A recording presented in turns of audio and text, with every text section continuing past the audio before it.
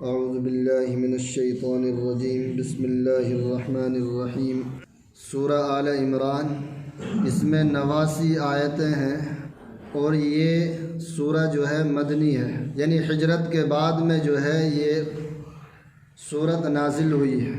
الف لام میم، اللہ لا الہ الا هو الحی القیوم نزل عليك الكتاب بالحق مصدقا لما بين يديه وأنزل التوراة والإنجيل من قبل هدى للناس وأنزل الفرقان إن الذين كفروا بآيات الله لهم عذاب شديد والله عزيز ذو انتقام إن الله لا يخفى عليه شيء في الأرض ولا في السماء۔ اس کا نام سورہ آل عمران ہے۔ اس کو سورہ آل عمران کیوں کہا جاتا ہے؟ اس کو سورہ آل عمران کیوں کہا جاتا ہے؟ اس کا نام سورہ آل عمران کیوں پڑا، کیوں رکھا گیا؟ حضرت عمران علیہ السلام حضرت مریم علیہ السلام کے والد کا نام ہے، اور اس سورت کے اندر حضرت مریم کے جو بیٹے ہیں حضرت عیسیٰ علیہ السلام ان کا تذکرہ ہے، یعنی آل عمران حضرت عمران علیہ السلام کے ان اہل و عیال کا تذکرہ ہے، جس کے بارے میں اس کا نام رکھا گیا سورہ آل عمران، یعنی حضرت مریم اور حضرت عیسیٰ علیہ السلام اور بھی ان کے خاندان میں جیسے حضرت زکریا علیہ السلام، حضرت یحییٰ علیہ السلام ان کا تذکرہ ہے۔ اس میں عیسیٰ علیہ السلام کا تذکرہ دیا پیچھے جو ہے سورہ بقرہ میں آپ نے زیادہ تر سنا بنی اسرائیل کے بارے میں، یہود کے بارے میں، اور تفصیل سے سنا۔ اس میں بھی تذکرہ آئے گا، لیکن جو ہے کنایتاً اشارتاً آئے گا، جیسے عیسیٰ علیہ السلام کے بارے میں آیا، نصرانیوں کے بارے میں آیا۔ لیکن اس میں جو ہے سورہ آل عمران کے اندر عیسائیوں کے بارے میں مفصل تذکرہ کھول کر ان کے بارے میں بیان کیا گیا ہے، یہودیوں کے بارے میں جو ہے اشارتاً بیان کیا گیا ہے، مختصر۔ بہرحال جو ہے الف لام میم یہ حروف مقطعات میں سے ہے، جس کا کوئی ترجمہ کسی کے پاس پرفیکٹ نہیں ہے، جو کوئی عالم دین یہ کہہ دے وے کہ یہ ترجمہ اس کا ہے حروف مقطعات کا، کوئی ترجمہ نہیں۔ یہ وہ راز ہے جس کو صرف اللہ ہی جانتا ہے، اس کے علاوہ کوئی نہیں جانتا۔ ہاں، اس کے بارے میں بڑی زبردست جو ہے اس میں آئی ہے، اسی میں ہے، قرآن پاک میں ہی ہے، اور تفسیر میں بڑی لمبی تفسیر اس کی دی گئی ہے کہ اگر کوئی مشتبہ چیزوں کے جو ہے اپنی طرف سے تعویلات کرنا شروع کر دے وے، ان کے ترجمہ، معنی، مطلب، مفہوم بیان کرنا شروع کر دے وے، تو وہ جو ہے ان کی طرح، ان لوگوں کی طرح ہے جیسے عیسیٰ علیہ السلام کو، جیسے کہ قرآن میں آتا ہے کلمۃ اللہ، روح من اللہ، روح اللہ کہا جاتا ہے، وہ گھڑ کر کے جو ہے نجرانی حضرت آپ صلی اللہ علیہ وسلم کے پاس میں حضرت عیسیٰ علیہ السلام کا تذکرہ لے کر گئے کہ جو ہے قرآن بھی کہتا ہے کہ یہ تو اللہ کا بیٹا ہے۔ یعنی اپنی طرف سے کوئی ایسی تعویلات مت گھڑا کرو اپنے من کی طرف سے جو ہے، جس کی وجہ سے تم جو ہے، اب عیسائی جو اللہ کا بیٹا عیسیٰ علیہ السلام کو مانتے ہیں، کیا وہ جو ہے جنت میں چلے جائیں گے؟ کیسے ہو سکتا ہے؟ اللہ کا تو کوئی اولاد ہی نہیں ہے، اللہ کی تو کوئی اولاد ہی نہیں ہے۔ تو اس لیے جو ہے ایسی چیزوں سے، ایسے مشتبہ چیزوں سے اس کا تذکرہ آئے گا آگے۔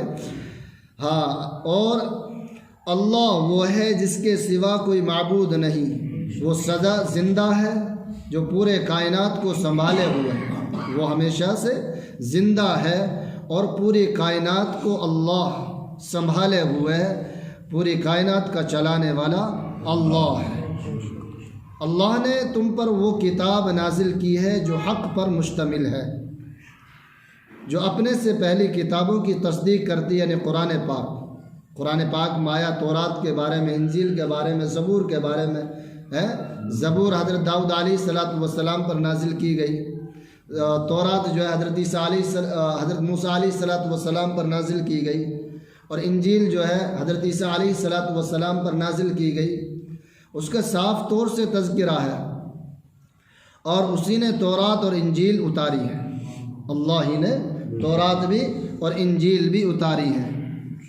آگے فرمایا جو اس سے پہلے لوگوں کے لیے مجسم ہدایت بن کر آئی تھی، اور اسی نے حق و باطل کو پرکھنے کا معیار نازل کیا، باطل کو پرکھنے کا معیار نازل کیا، یعنی قرآن پاک۔ وَأَنزَلَ الْفُرْقَانَ، فرقان کے معنی آتے ہیں، اللہ نے قرآن نہیں کہا یہاں پر، وَأَنزَلَ الْفُرْقَانَ، جو ہمیں صحیح اور غلط کا راستہ دکھاتا ہے، غلط اور صحیح کی تمیز بتلاتا ہے، امتیاز کراتا ہے، وہ قرآن پاک ہے۔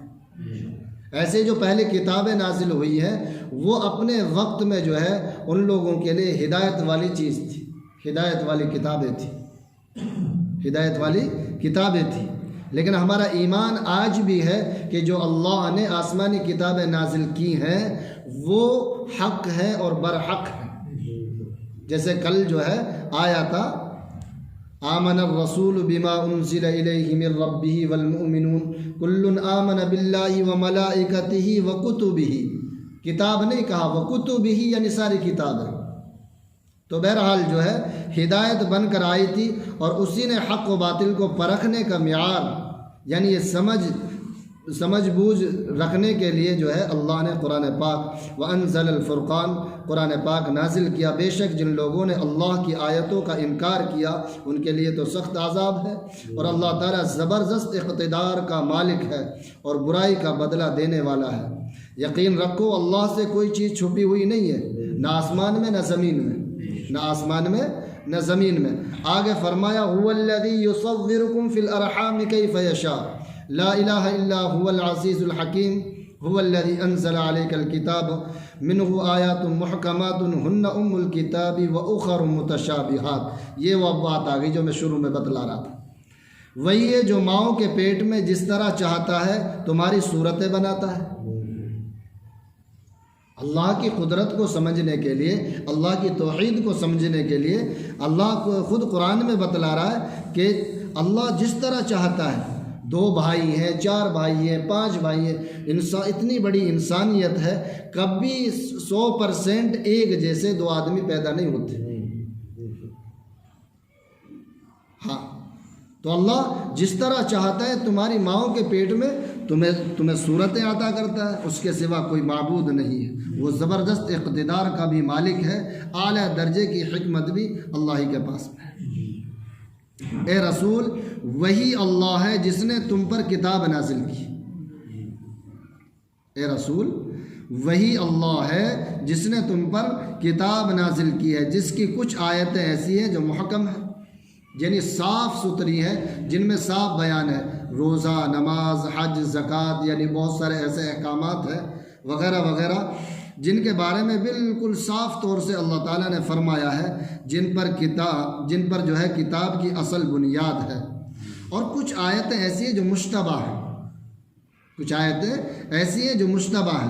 ان مشتبہ جو ہے آیات میں، مشتبہ جو چیزوں میں ہے وہ حروف مقطعات کے الفاظ میں ہے، جو الفاظ ہے جو سورت کے شروع میں آئے ہیں۔ ایک مطلب تو اس کا یہ ہے، اس کا ترجمہ کسی کو پتہ نہیں، اگر کوئی ترجمہ سمجھاتا ہے، بتلاتا ہے، وہ ہمیں بیوقوف بنا ہے، سیدھی سی بات ہے اور 100% بات ہے، وہ ہمیں بالکل بیوقوف بنانے والا ہے۔ کوئی گارنٹی کے ساتھ میں کسی بھی تفسیر میں کہیں بھی یہ چیز نہیں آتی حروف مقطعات کا، اس نے جو ہے ڈنکے کی چوٹ پہ یہ ترجمہ بتلایا ہے۔ کوئی مفسر محدث نے تو ترجمہ بتلایا نہیں، کوئی اور بتلا دے وہ بات الگ ہے۔ تو بہرحال جو ہے ایک مطلب تو اس کا یہ ہوا، دوسرا مطلب یہ ہوا جیسے میں نے بتلایا کلمت اللہ میں الجھ گئے۔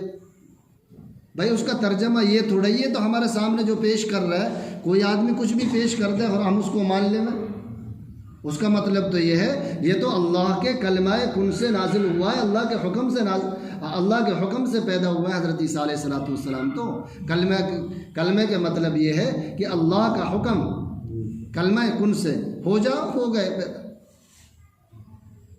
ہاں ہمیں کوئی دوسری طرف سے سمجھاتا، دوسری طریقے سے جو ہے تعویلات گھڑ کر کے ہمیں سمجھانے کی کوشش کرتا ہے اور ہم ان کی باتوں کو مان لیتے ہیں۔ وہ تو گمراہ تھا ہی اور ہمیں بھی گمراہ کر گیا۔ ہاں، اور آیا ہے یہ آگے آیتوں میں آئے گی یہ بات۔ وہ ٹیڑھے تھے، ٹیڑھے راستے پر تھے، گمراہ تھے، اور جو ہے ایسے لوگوں کی باتوں کو مت سنا کرو، سمجھا کرو، قرآن کو قرآن کے طریقے سے سمجھو۔ اور مشتبہ چیزوں میں ایک چیز یہ بھی آتی ہے، اللہ کی ذات میں کبھی بھی غور و فکر، جیسے اللہ کا عرش وہ فلاں جگہ مستوی 7ویں آسمان پر ہے، اب وہ کیسا عرش ہے آپ کو کیا لینے دینا بھائی؟ اللہ کے 2 ہاتھوں کے 2 انگلیوں کے درمیان میں سب کے قلوب ہیں، اب کیسی انگلیاں کیوں ہیں، کیا ہے کیا نہیں ہے؟ اللہ کی ذات میں غور و فکر بالکل نہیں کرنی ہے۔ اگر غور و فکر کرو گے تو گمراہی ہے، سیدھی سیدھی گمراہی ہے۔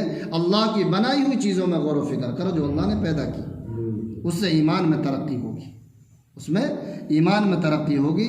وَأُخَرُ مُتَشَابِهَاتٍ، اور ایسی مشتبہ چیزوں سے بچا کرو، ایسی مشتبہ چیزوں سے بچا کرو، جو صاف صاف آپ کو بتلایا جا رہا ہے اس پر عمل کرو، اس پر کیا کرو؟